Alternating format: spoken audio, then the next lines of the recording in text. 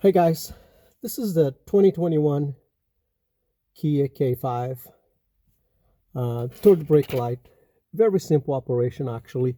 There is 3 10s over here. Okay, very easy. You drop the the headliner, drop the headliner, and you're gonna see where the screws are. And actually, they don't even come off. You don't need to take them off. They stay in place. All you have to do is unscrew them, they come off. And of course it's going to be in this position over here. So the power plug for the third brake light is right over here. Okay, it's a very simple operation, and the plug's right over here. I like to put the plug back before doing the screws,